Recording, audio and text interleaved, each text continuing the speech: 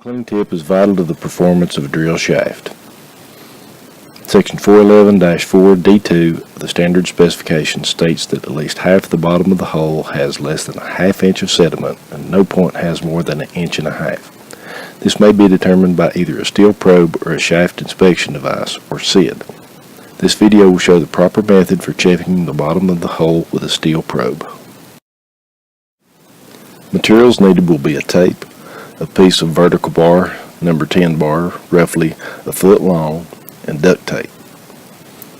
By attaching the probe to the tape with duct tape, it can be used during the pour to check concrete height. If the probe becomes hung on the rebar cage, the tape can be pulled loose from the probe without breaking the end off the tape. The probe should have a flat bottom.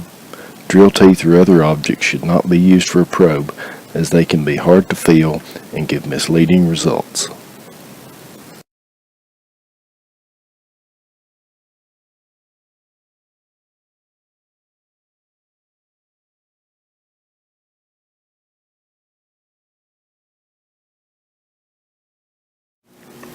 A straight edge should be laid across the top of the casing to provide a line to measure down from.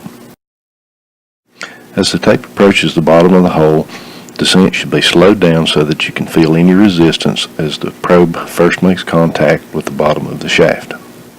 In this example, we can see the probe first makes contact at 19.77 feet. Once this measurement is taken, you should begin to jiggle the probe up and down quickly. This causes the probe tip to bury in any sediment on the bottom of the hole. When the probe bottoms out, or will no longer penetrate, a second measurement should be taken. Here we see the probe stopped at 20.53 feet. This means that we have 0.76 feet or 9 inches of sediment in the hole at this point, which is unacceptable. In cases such as this, if you pull quickly up on the tape at this point, you can feel that the sediment forms a suction around the probe and it is difficult to pull out. This process should be repeated at 5 points on the shaft bottom, just as if a SID inspection were being performed.